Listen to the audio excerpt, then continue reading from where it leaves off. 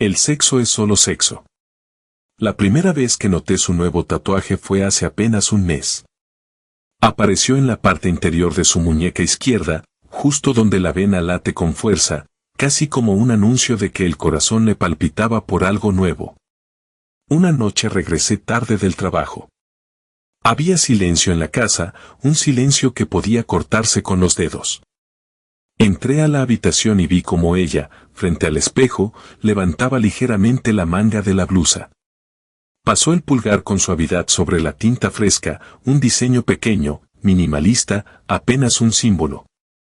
Se dio cuenta de que yo lo observaba y no hizo nada por ocultarlo. Ese fue el primer aviso de que mi mundo, tal como lo conocía, se tambaleaba. Le pregunté, con la voz controlada, ¿te lo hiciste hoy? Ella me lanzó una mirada burlona, casi satisfecha. Su tono fue frío, indiferente. ¿Te importa? Permanecí en silencio, no sé cuánto, y contesté sin pestañear, no particularmente. Fue mi primer paso hacia una nueva forma de ser, la calma total. No la calma de la paz, sino la calma de la muerte. Así me sentía yo por dentro. No dormí esa noche. Me di la vuelta en la cama, la escuché respirar, fingir el sueño. Pensé en la tinta negra que marcaba su piel, en cómo había tenido el valor de tomar la decisión y ni siquiera pensó en consultarme. Por la mañana, ella salió temprano, con el brazo cubierto para que nadie en la oficina notara la irritación de la piel tatuada. Yo me quedé revisando mi teléfono. Y ahí encontré el primer mensaje extraño. Decía, hoy no puedo, pero mañana sí nos vemos. Y al final, un nombre que no había visto antes. Gabriel. A partir de ese punto, la vida cambió de ritmo. Todo parecía tranquilo, como un lago sereno sobre el que se cierne una tormenta próxima. Por fuera, desayunábamos juntos, yo le pasaba la mantequilla, ella fingía que todo era normal. Solo que mi mente ya estaba en otra parte, sumergida en cada señal, cada detalle. Empecé a callar, a moverme con cautela, a observar. No crucé ninguna acusación directa, no dije nada que pudiera desencadenar una confrontación prematura. Porque la necesidad de saber era más fuerte que la ira. Al poco tiempo encontré el recibo del café. Estaba arrugado en el cesto de basura del baño de visitas. El monto y la fecha coincidían con el día en que ella aseguró que se había quedado trabajando hasta tarde. Aquel Starbucks estaba en otra zona, a kilómetros de su oficina. Volví a guardar el recibo en mi bolsillo y me miré en el espejo. En mis ojos vi el reflejo de un hombre que poco a poco se va congelando por dentro. No había furia, no había fuego, solo un extraño vacío como preludio a algo que se iba gestando. Sex is just sex, me decía para convencerme de que no valía la pena perder la cabeza por un desliz ocasional. Pero cada vez que veía su nuevo tatuaje, cada vez que ella se distraía con su teléfono, la sospecha se hacía más grande. Al poco tiempo descubrí algo más perturbador, estaban viéndose en un centro comunitario donde él trabajaba como voluntario. Le abrazaba la cintura, le sonreía, le ofrecía una copa de café y ella reía como hacía tiempo que no la veía reír conmigo. Esa risa, esa complicidad, me dolía, pero no en la forma en la que un hombre celoso grita o lanza puños. Me dolía como una puñalada muda, cortante, profunda. Y yo prefería no sangrar, sino retener la herida en silencio. Una noche, mientras ella dormía, tomé su celular. Miré las conversaciones. Encontré las fotos. Sin ninguna palabra altisonante, sin proferir insultos, me dediqué a leer el historial completo. Supe en qué cafetería se habían besado por primera vez, entendí que habían sido muchas las tardes en que, supuestamente, ella salía a ver clientes potenciales para su labor de relaciones públicas, cuando en realidad quedaba con Gabriel para reír, acariciarse y, sí, tener sexo. Abrí la galería de imágenes, pasé fotos donde ella aparecía con él en el auto, donde sus manos se entrelazaban, donde su rímel se corría y su boca sonreía con una vida que hace años no veía en ella. En ese momento confirmé lo que temía, esa mujer con quien compartí más de una década ya no existía para mí. Vivía una realidad paralela, y yo solo era un trámite en casa. Me quedé toda la noche sentado en el sillón de la sala, sin emitir un sonido, contemplando la pantalla del celular. La apagué cuando el sol comenzó a entrar por las ventanas. Salí al patio trasero. El frescor de la mañana me golpeó el rostro y me sentí un cadáver que se resistía a descomponerse. No, todavía no, me dije. Tiempo después recordaría ese instante como el primero de muchos amaneceres fríos donde renegué de mis propios latidos. No me importaba el porqué de su infidelidad. No me importaba que tanto la había seducido Gabriel, ni cuántos detalles bonitos le había dado. Lo que me importaba era el engaño en sí, la mentira sutil y el desdén que mostró. Esa actitud de quien se siente intocable, segura de que uno no descubriría nada. De que uno aceptaría la humillación sin chistar. Pero yo no estaba dispuesto a gritar ni a romper platos. Mi dignidad, lo único que me quedaba, me empujaba a una actitud distinta, la frialdad absoluta. 2 días después, encontré otro indicio más doloroso. Las sospechas sobre nuestro hijo menor se confirmaron con un test de ADN que solicité en secreto. Y no era mío. La sangre que corría por sus venas llevaba el apellido de alguien más. No pude dormir, no pude respirar con normalidad cuando lo vi dormido en su camita. Lo quise abrazar, pero no me atreví. Temblaba. Di un paso atrás y acepté mi nueva realidad. Isabela me había mentido no solo con Gabriel, sino quizá con otros antes que él. La pregunta de cuando empezó todo, me golpeó la nuca como un mazo. Entonces, algo en mí murió definitivamente. Sex is just sex. Nunca esa frase se sintió tan vacía, tan ridícula. Porque no era solo sexo. Era la traición que carcomía cada momento de la relación. Sin embargo, mantuve mi promesa de no desatar tormentas. Porque la rabia a veces se alivia con gritos y golpes, pero la venganza se cocina a fuego lento, con el silencio. Y ese silencio me daba un extraño poder. Empecé a notar que Isabela se ponía nerviosa cuando me acercaba demasiado al teléfono. O cuando me quedaba hasta tarde sin dormir. Trataba de hablarme, de decirme ¿ocurre algo? Pero yo solo asentía, con la mirada perdida, y me iba a lavar los platos. Ella se burlaba algunas veces en tono agrio, ¿desde cuándo te gusta tanto el agua y el jabón? Y yo no reaccionaba, no respondía. Me convertí en una sombra que hacía las tareas domésticas y revisaba cada detalle sin pronunciar insultos. Llegué a tomar capturas de toda la evidencia. Guardé fotos, mensajes, audios. Tenía un arsenal digital que la destruía por completo. Y lo usé, aunque de forma meticulosa. Un día, un viejo amigo compartió en un grupo privado una foto mía y preguntó si yo estaba bien. Le envié en privado algunas de las pruebas del celular de ella, solo para ver cómo reaccionaban. Mis amigos me llamaban incrédulos, preguntando si era una broma pesada. Les contesté, no es broma. No dije más. Mi voz era tan neutra que algunos pensaron que yo ya no sentía nada. Y acertaron, yo ya no sentía nada más que un vacío áspero, como si estuviera flotando en un abismo. Nuestra casa se volvió un lugar de silencios insoportables. Isabela, cada vez más preocupada, empezó a pedirme explicaciones por mi comportamiento. A veces me preguntaba con su tono burlón, ¿por qué estás tan callado? ¿Te quedaste sin palabras? Y yo respondía con un ligero movimiento de cabeza, como si me diera igual la pregunta. Ella forzaba una risa, se ponía a lavar los platos o encendía la televisión, pero la tensión podía cortarse con un suspiro. Por la noche, cuando su teléfono sonaba, ella lo miraba y deslizaba la notificación rápido, intentando disimular. Yo, viéndolo todo, asentía con una extraña satisfacción.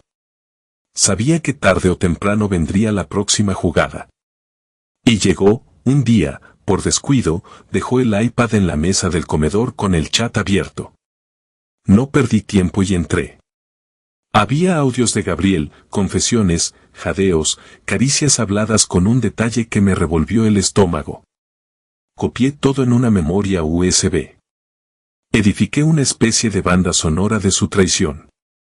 Me tardé varias noches, con audífonos puestos, escuchando cada palabra. Cada te deseo que él le decía. Cada gemido de ella al pronunciar su nombre. Fue tan real, tan nítido, que llegué a golpear la mesa con los puños cerrados, pero sin soltar un grito. Ni uno. Solo mis dientes se apretaban hasta doler, y un leve temblor me recorría la mandíbula. Cuando terminé, tenía un archivo de 18 minutos donde, cerca del final, escuché con toda claridad el gemido de ella diciendo Gabriel, su nombre, esa sílaba que me incrustaba un puñal en la garganta. Silencio.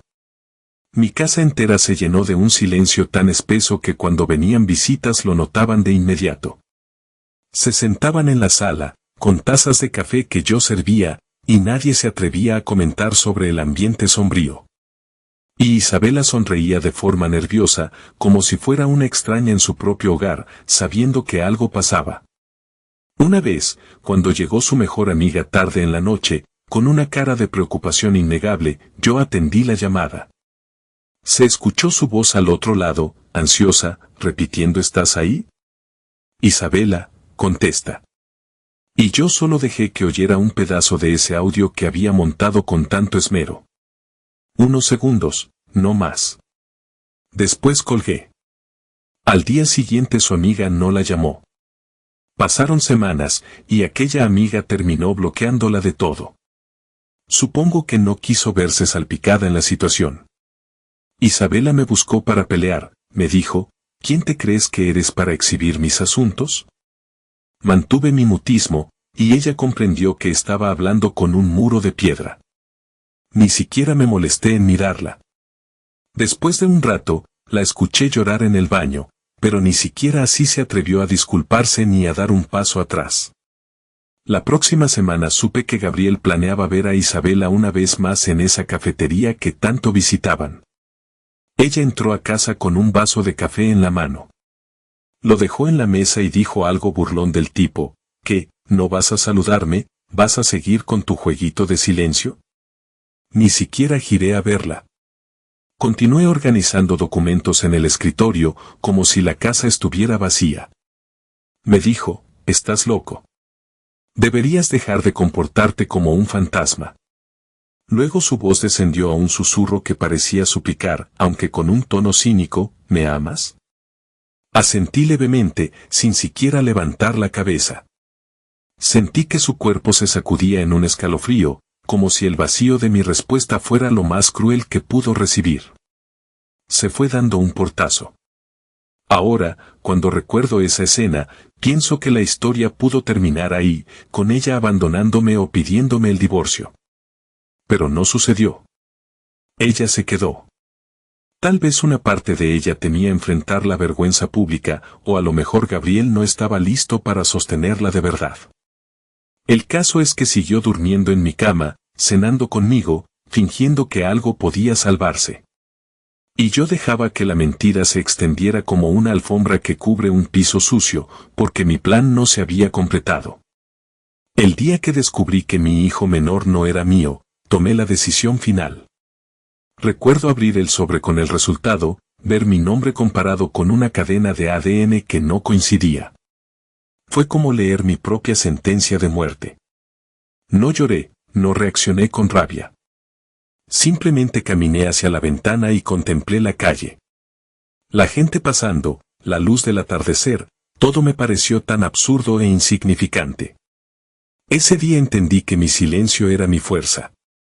Si iba a vengarme, lo haría de manera que ni ella ni Gabriel pudieran volver a levantar cabeza.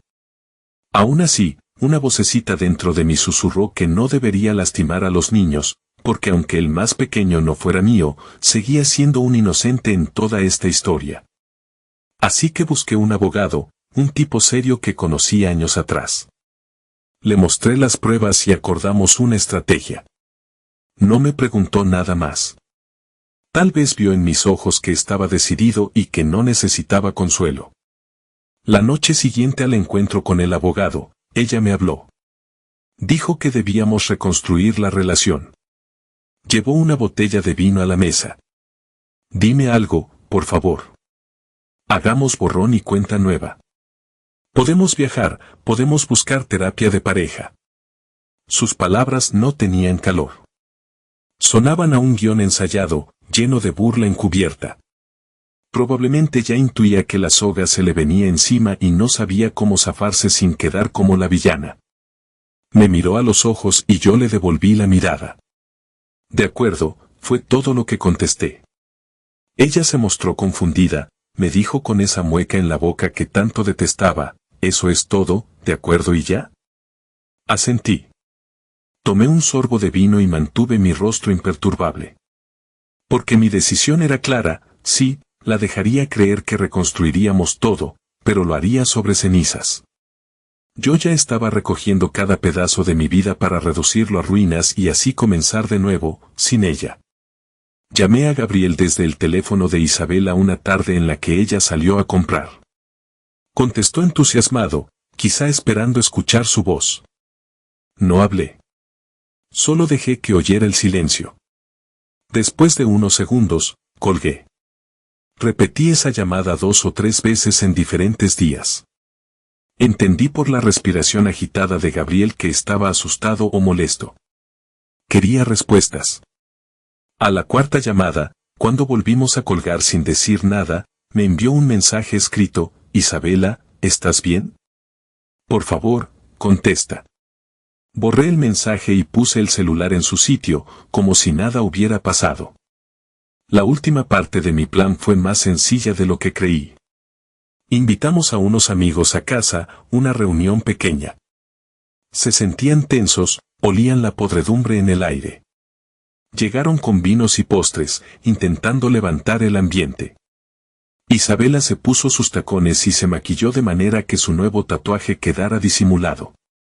Uno de los amigos, el más veterano, me miró con compasión. Yo serví tragos, puse música suave.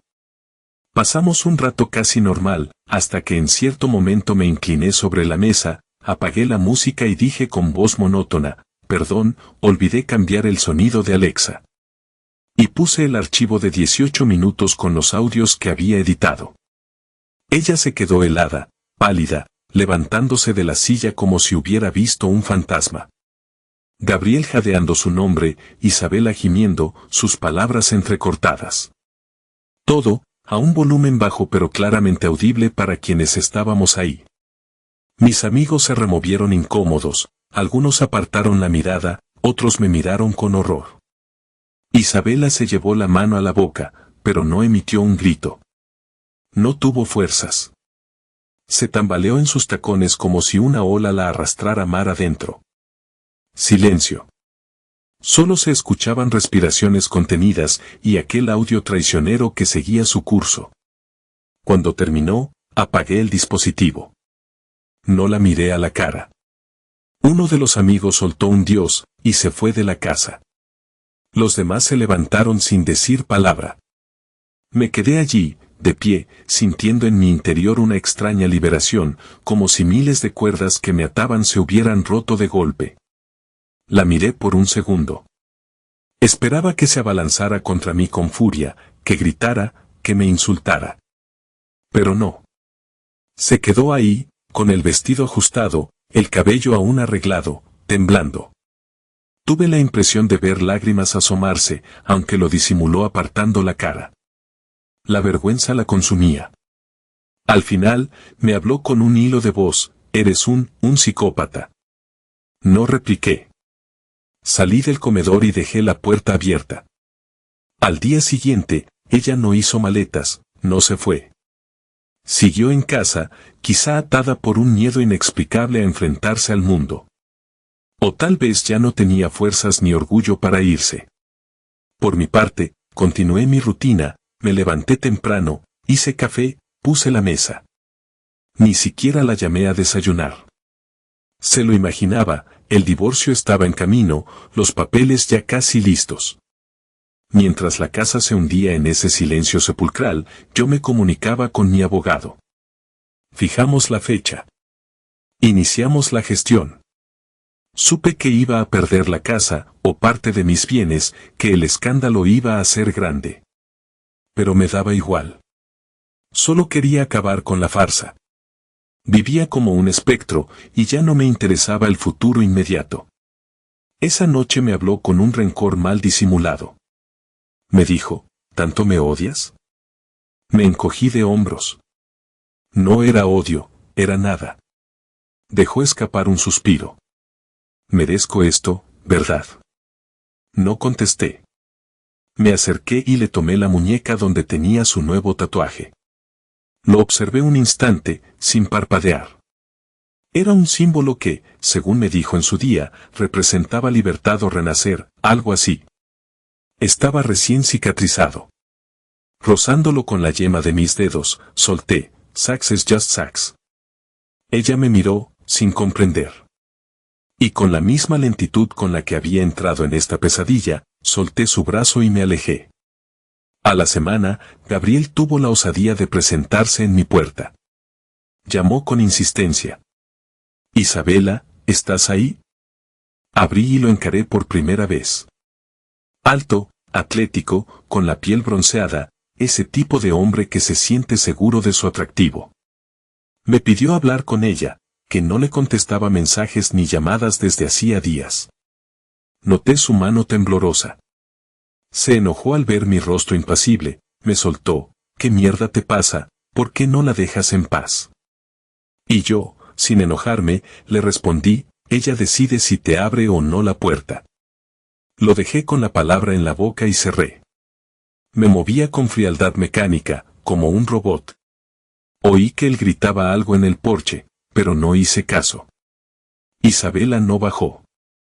Se quedó en la habitación, paralizada por el temor o la vergüenza. Tras unos minutos, dejó de golpear. Cuando salí a ver, se había marchado. Me sentí un poco más cerca del final. Supe después, por un comentario que alguien me pasó, que Gabriel renunció a su puesto de voluntario, que ya no quería aparecer en eventos benéficos. Perdió su halo de hombre bueno y fue visto como un oportunista.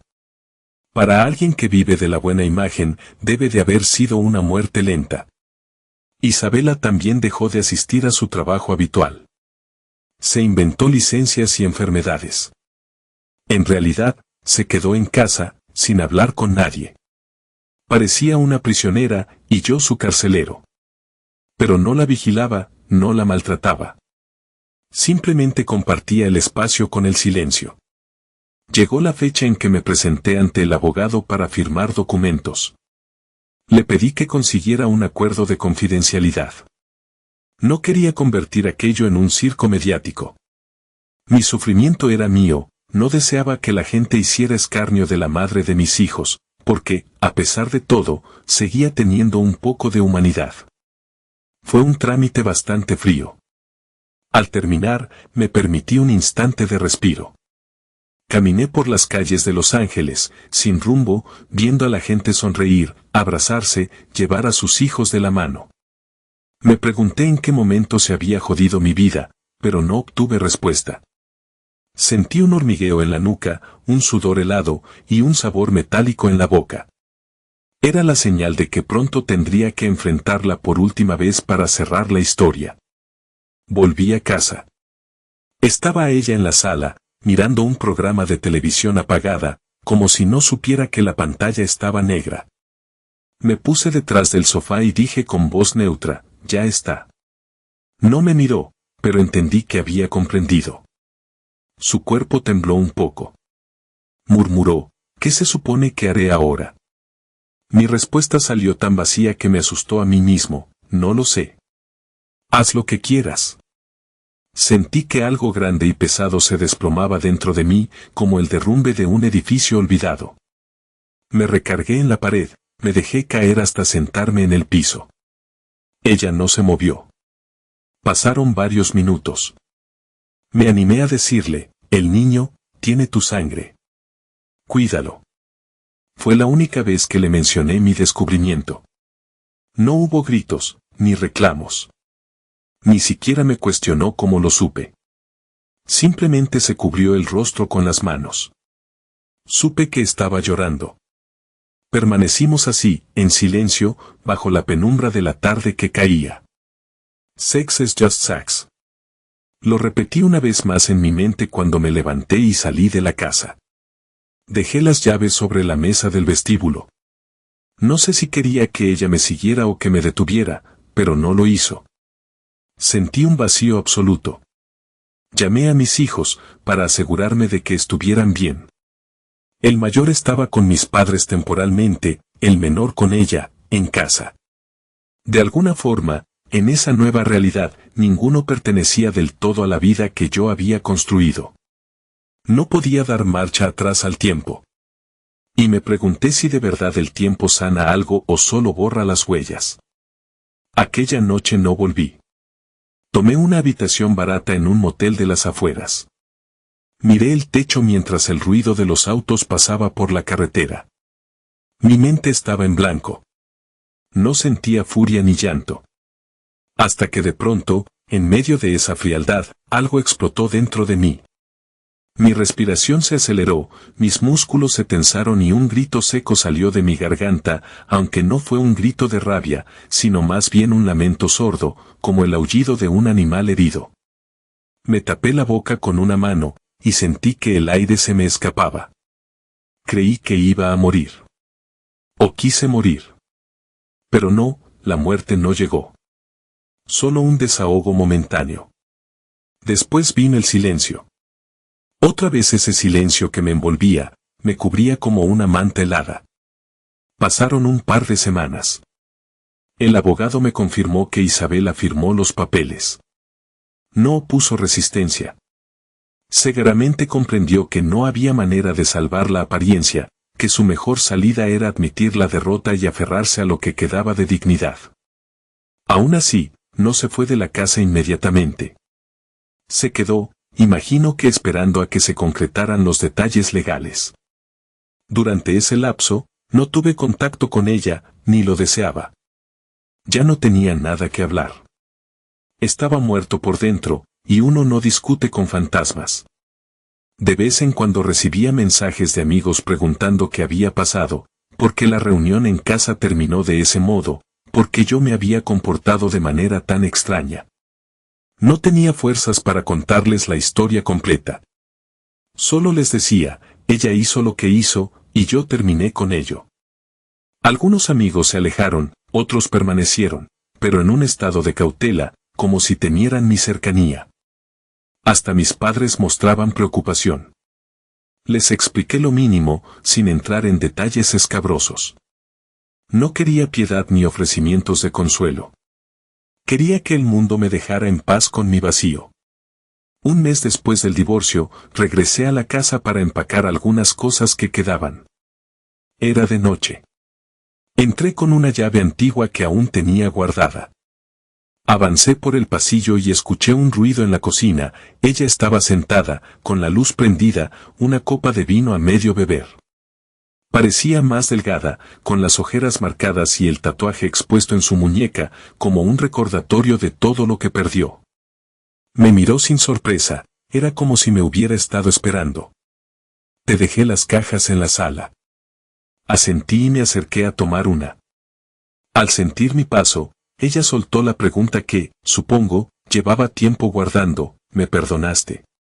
Me detuve. Miré las baldosas del suelo, sentí el calor del foco sobre mi cabeza y respondí con la voz apagada, no lo sé.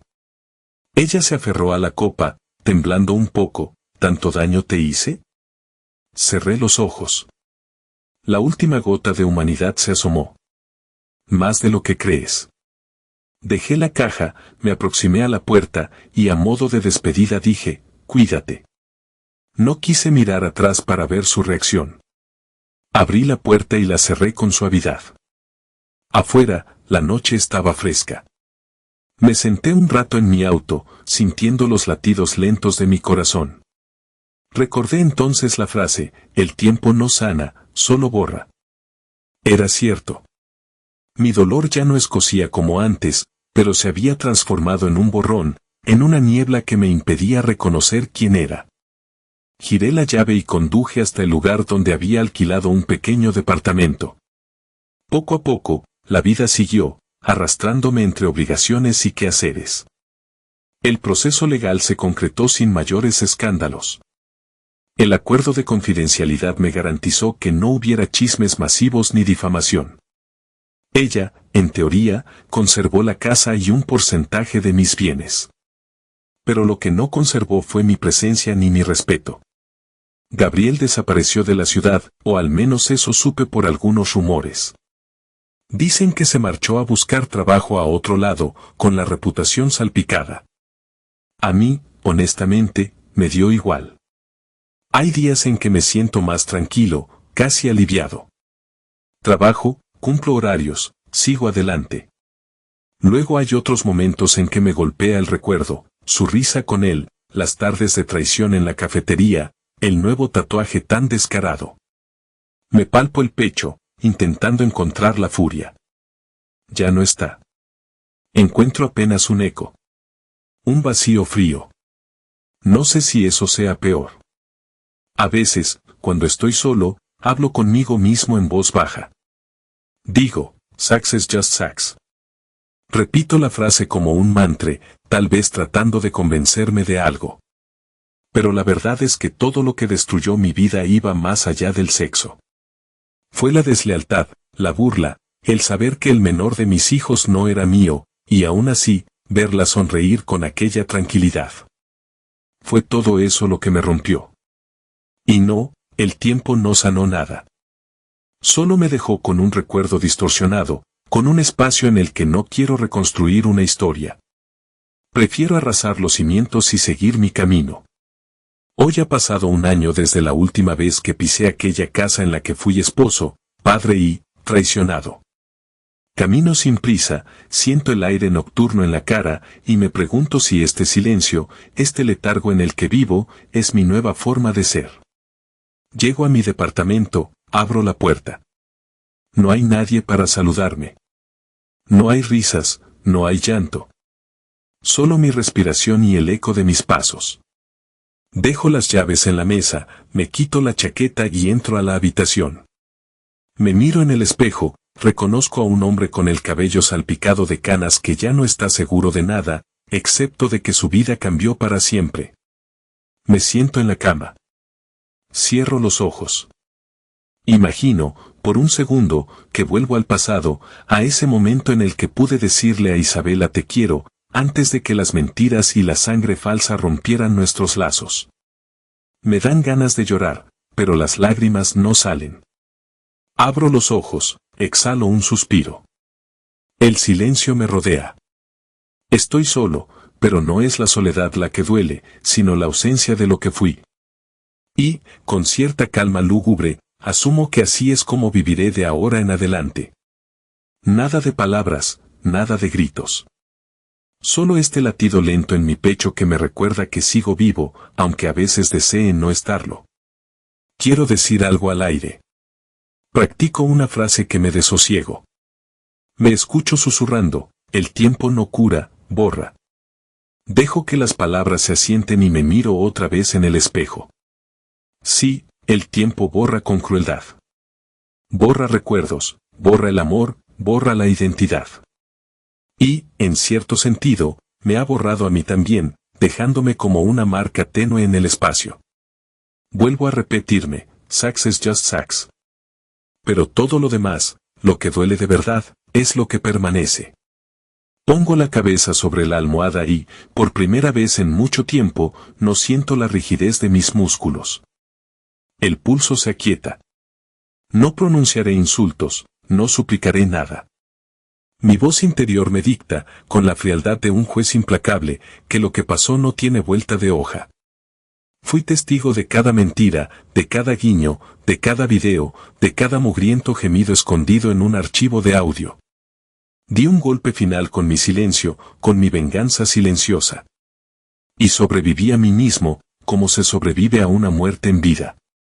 Mañana, el amanecer me encontrará aquí, entre estas paredes, con el recuerdo agrietado y el corazón anestesiado. No es la imagen más gloriosa para un hombre, pero es la verdad. no hay fuego, no hay pasión. Solo queda el peso de la realidad, que aplasta más que cualquier grito. Quizá la única libertad que gané fue la de entender que, cuando todo termina, uno deja de sentir casi cualquier cosa, excepto una paz extraña y sombría. He leído que la gente, tras la tormenta, suele consolarse pensando que el tiempo todo lo cura. Pero en mi experiencia, no es así. La herida se cicatriza, sí, pero deja un hueco. Y ese hueco se llena de olvido, de vacío. Quizás sea mejor que el dolor permanente, no lo sé. Lo único que entiendo es que, ahora que no la escucho reírse a mis espaldas, ya no tengo necesidad de mantenerme firme en ese personaje de esposo en silencio. He hecho mi parte, he cumplido mi venganza, he presionado donde más le duele. Estoy libre en la teoría, aunque encadenado a mis propias memorias.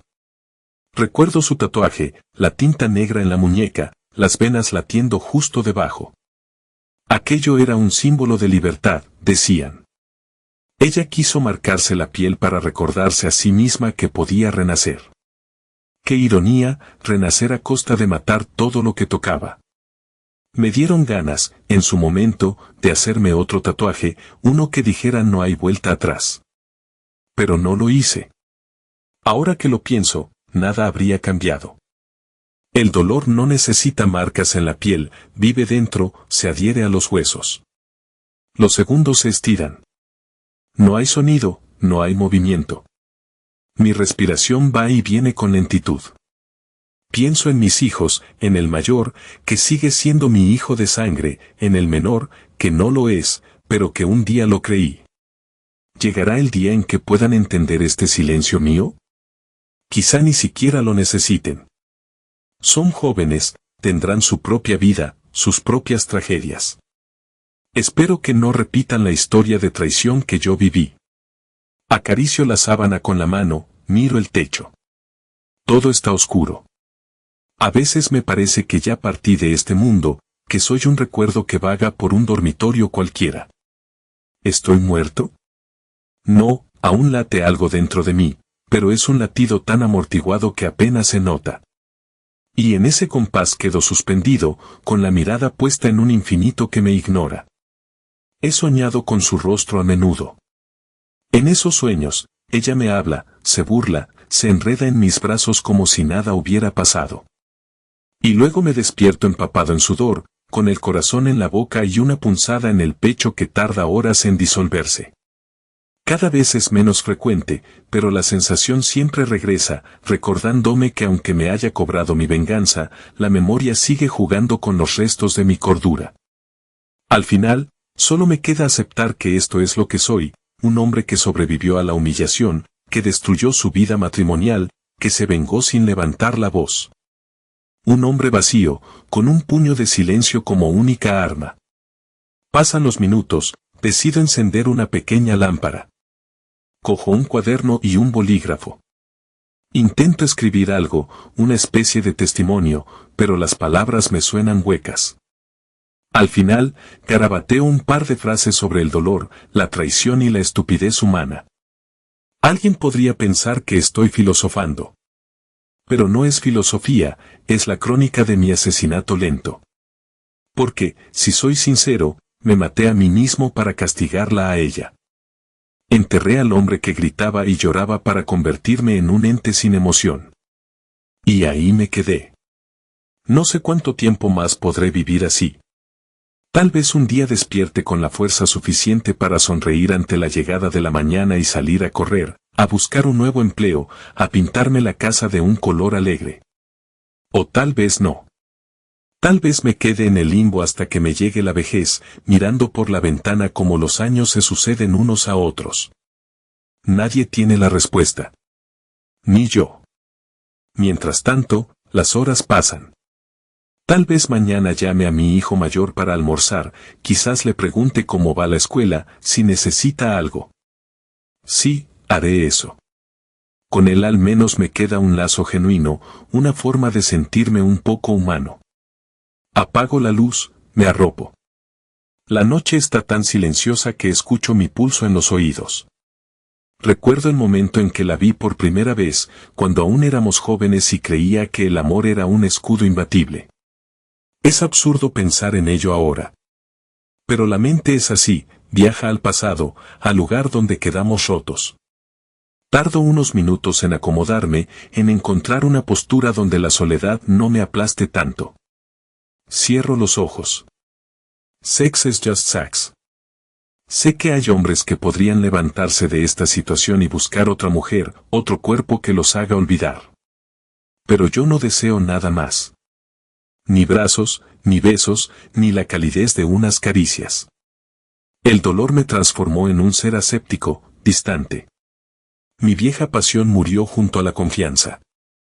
Supongo que, de algún modo, es mi forma de castigarme por haber sido tan ingenuo, por no darme cuenta de lo que ocurría en mi propia casa. Mis últimas reflexiones antes de que el cansancio me arrastre al sueño son sobre la frase "el tiempo no sana, borra". Veo cómo se aplica a mi caso, el tiempo me ha borrado a mí, ha borrado mi identidad. Ya no soy el mismo esposo, el mismo padre, ni la misma persona que miraba con ilusión un futuro tranquilo en familia. En su lugar, quedé como una sombra. Creo que, aunque viva 100 años, no volveré a ser quien fui. Y tal vez eso sea lo justo. Porque también dejé a Isabela convertida en un despojo de sí misma. No sé si sea justo, pero es lo que es. Caigo en un sopor pesado, sin sueños.